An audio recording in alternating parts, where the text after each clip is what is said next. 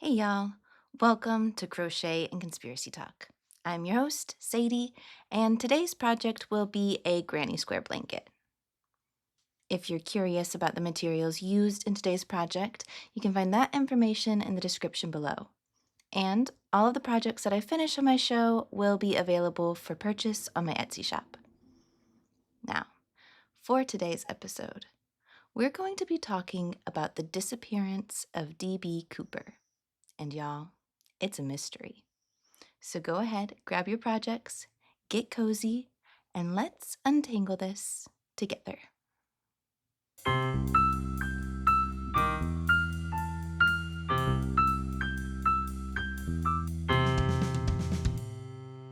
On Thanksgiving Eve, 1971, a man walked into the Portland International Airport and bought a one-way ticket to Seattle, Washington. He paid for his ticket in cash, and the name he put on the ticket was Dan Cooper. Now, I know this is going to sound absolutely insane to anyone who has only experienced air travel in a post 9/11 world, but airport security in 1971 was not what it is today. There was no 2-hour TSA line snaking around. Nobody was yelling at you to take off your shoes. You weren't standing there holding your pants up because somebody made you take your belt off. And honestly, that sounds kind of nice. Until you realize what that means. Because if nobody's paying attention to what you're bringing on the plane, nobody is paying attention to what anyone is bringing on the plane. And when Dan Cooper boarded Northwest Orient Flight 305 on November 24th, 1971, he had something way more exciting than just his carry-on with him. Shortly after the plane took off, Cooper handed a flight attendant named Florence Schaffner a note. And she just puts the note in her pocket because she just assumes he's some flirt and it's probably his phone number. But Cooper gets her attention, and he basically tells her, "Ma'am, you're going to want to read that note now. I have a bomb."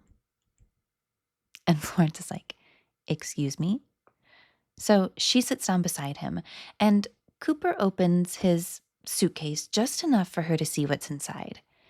And she sees red sticks and wires, something that looks very much like a bomb. Now, whether it actually was a bomb, we still don't know. Nobody ever found it. But Florence, it seemed very real to her. So Cooper gives her his demands. He wants $200,000 in 20s, 4 parachutes, 2 main parachutes, and 2 reserves. And he wants the plane refueled when they land in Seattle. Now, $200,000 in 1971 is well over $1 million in today's money. But here's something that I didn't initially think about when I first heard this case. Cooper specifically requested 20s, which means the bag of money that they give him weighs roughly around 20 pounds. 20 pounds. This man is planning on jumping out of an airplane, and he thinks, you know what would make this easier? A 20-pound sack of cash. I doubt it. But the 4 parachutes are even more interesting because investigators have wondered whether Cooper asked for 4 because he wanted authorities to believe he might make a hostage jump with him. Because think about it. If they only give him 1 parachute, well, maybe you secretly tamper with it. Maybe you give him something that doesn't work. But if he might strap one of your flight attendants to himself and take her too, you better make damn sure those parachutes work. Which, if that was intentional, is actually pretty clever. So the plane eventually lands in Seattle. There are 36 passengers aboard, and Cooper trades all of them for his $200,000 and 4 parachutes. Now, what's crazy is most of those passengers reportedly had no idea the plane had even been hijacked. Just imagine getting home from your Thanksgiving flight and finding out later that you were sitting 20 feet away from a man with a bomb. Happy holidays. So the passengers get off, but Cooper keeps several members of the flight crew on board with him. And that's when things get really weird, because Cooper doesn't just say fly south. He knows exactly how he wants this Boeing 727 flown. He tells them to stay around 10,000 feet, landing gear down, flaps at 15 degrees, and he wants the rear staircase, so that's the stairs underneath the tail of the airplane, lowered. He originally wants them down during takeoff. The pilot tells him that's not happening. But here's the thing. Those rear stairs could actually be lowered while the Boeing 727 was flying. And Cooper apparently knew that, which is one of the reasons why people have spent the last 50 plus years asking, who the hell was this guy? Because that's a pretty specific thing to know about an airplane. So he tells the pilots he wants to go to Mexico City. But because he's making them fly low with the landing gear down and the flaps deployed, they're burning through fuel rapidly. So the crew figures they'll need refueling stops, first in Reno, Nevada, and then eventually in Yuma, Arizona. And Cooper agrees. And during all of this, he is reportedly remarkably calm. He's smoking Riley cigarettes, he's drinking bourbon and soda, he's calling the flight attendants miss. At one point, he even looks out the window and recognizes Tacoma, Washington, which is another clue that maybe he knew the Pacific Northwest pretty well. And can we just take a minute to appreciate the vibe here? This man has allegedly brought a bomb onto a commercial airplane. He's extorted an airline for $200,000. He's preparing to parachute into God knows where, and he's just sitting there smoking and having a bourbon.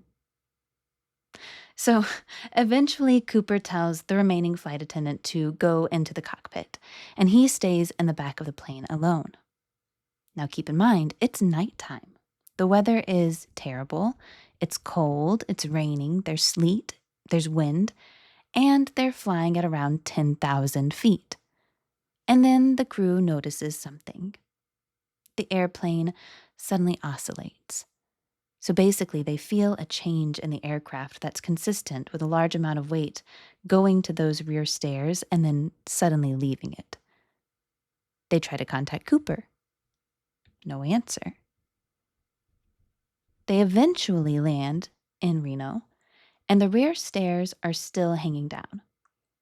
The crew comes out of the cockpit, and Dan Cooper is gone.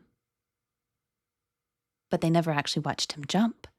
Nobody saw a parachute open. Nobody saw him land. He was just gone. Now, he did leave behind a few things, including a cheap black clip-on tie, some parachutes, and cigarette butts. And yes, I know what you're thinking. I got excited too. The FBI recovered cigarette butts, 8 of them, which means great, DNA. Except DNA testing wasn't a thing in 1971, and the investigators really didn't realize what valuable evidence they had. Sometime after the cigarette butts were collected, they were lost or destroyed. So one of the best possible sources of D.B. Cooper's DNA was basically thrown away before anyone even knew how valuable it would become. Don't you love that for us? So from here, the FBI launched one of the largest investigations in its history. They called it NORJAC, short for Northwest Hijacking. But investigators had a problem. They didn't exactly know where Cooper jumped. And even if they did, look at what this man had just done. He jumped out of an airplane at roughly 10,000 feet, wearing a business suit and shoes that were absolutely not designed for hiking, into heavily wooded terrain, all while carrying around 20 pounds of ransom money. Not to mention the parachute he chose wasn't even steerable. So there are basically 2 ways to look at this. Option 1, Dan Cooper was incredibly skilled. He knew exactly what he was doing and pulled off one of the greatest disappearing acts in American history. Or option 2, Dan Cooper hit a tree at 60 miles per hour and died 5 minutes after becoming a legend. And for a little while, we don't really know. And then something absolutely insane happens. Less than 5 months later, April 7th, 1972, another man hijacks another Boeing 727. And guess what? He demands 4 parachutes. But this guy apparently looked at Cooper's $200,000 ransom and thought, nah, we gotta think bigger. So he demands $500,000. And then he jumps out of the back of the plane. Sound familiar? Except this guy makes one very important mistake. Before the hijacking, an acquaintance had heard him talking about what amounted to a supposedly foolproof plan for hijacking an airplane. So, of course, when the news breaks, that person contacts the FBI. And the man's name was Richard McCoy. Now, McCoy wasn't just some random dude. He was a Vietnam veteran, a helicopter pilot, a skilled skydiver, and investigators eventually connected him to the hijacking through evidence including handwriting and fingerprints. They had their guy for the second hijacking, which immediately raised a very obvious question. Was Richard McCoy also D.B. Cooper? Because come on, Boeing 727, ransom, the 4 parachutes, rear stairs, and it happened less than 5 months later. The FBI investigated the possibility very seriously, but the flight attendants from Cooper's flight had gotten a pretty good look at him, and they said McCoy wasn't the man. There were other inconsistencies too, and the FBI eventually ruled him out. Although that hasn't stopped people from arguing about McCoy for the next 50 years. And it gets even crazier. In recent years, McCoy's own children have publicly argued that their father actually was D.B. Cooper. A parachute found among family belongings was even turned over to the FBI. But does that mean we've solved the mystery? No. As of 2026, there is still no confirmed identification of D.B. Cooper. But McCoy remains one of those suspects people absolutely refuse to let die. Then comes another pretty big development. 9 years after Cooper disappeared, February 1980, an 8-year-old boy named Brian Ingram is with his family along the Columbia River in Washington. They're getting an area ready for a campfire, and Brian starts digging around in the sand. And he finds money, but not just like some money. He finds bundles of rotting $20 bills. Altogether, about $5,800. Investigators check the serial numbers and they match. This is part of D.B. Cooper's ransom, which somehow makes the case more confusing instead of less. Because, how did it get there? Did Cooper lose some of the money during the jump? Did he land near water? Did he bury it? Or did somebody else put it there? And where's the rest of the $194,000? Because other than $5,800, none of Cooper's ransom has ever been conclusively recovered.